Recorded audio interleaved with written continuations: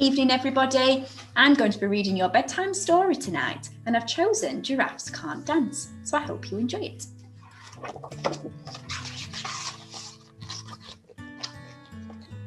Gerald was a tall giraffe whose neck was long and slim, but his knees were awfully bandy and his legs were rather thin.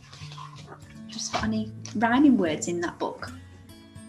He was very good at standing still and munching shoots off trees, but when he tried to run around, he buckled at the knees. Now every year in Africa they hold the jungle dance, where every single animal turns up to skip and prance. And this year when the day arrived, poor Gerald felt so sad, because when it came to dancing, he was really very bad. The warthogs started waltzing, and the rhinos rock and rolled. The lions danced a tango, which was elegant and bold.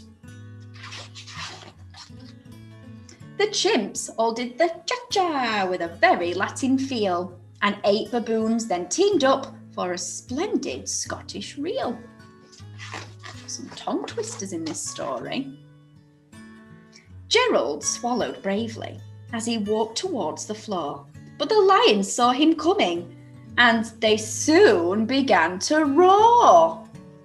"Hey, look at clumsy Gerald," the animals all laughed. "Giraffes can't dance, you silly fool." "Oh, Gerald, don't be daft."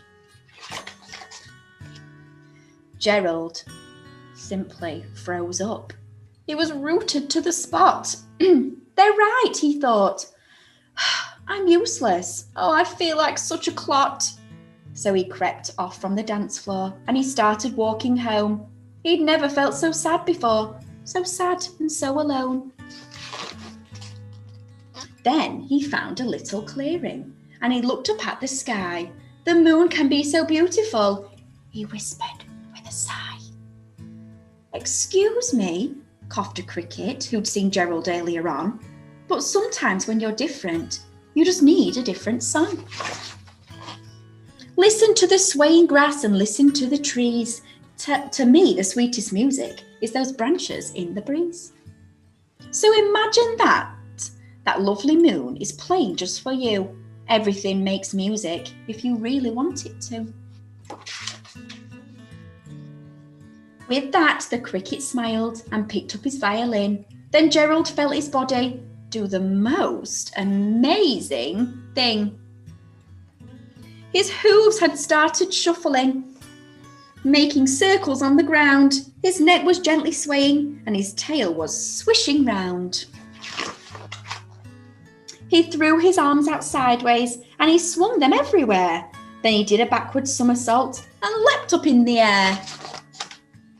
Gerald felt so wonderful. His mouth was open wide. "I'm dancing! Yes, I'm dancing! I'm dancing!" Gerald cried.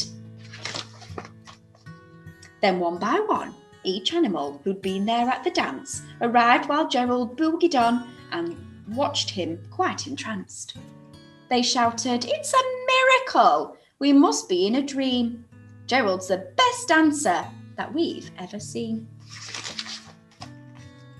"How is it that you can dance like that? Please, Gerald, tell us how." But Gerald simply twizzled round and finished with a bow. Then he raised his head and looked up at the moon and stars above. "We can all dance," he said, "when we find music that we love."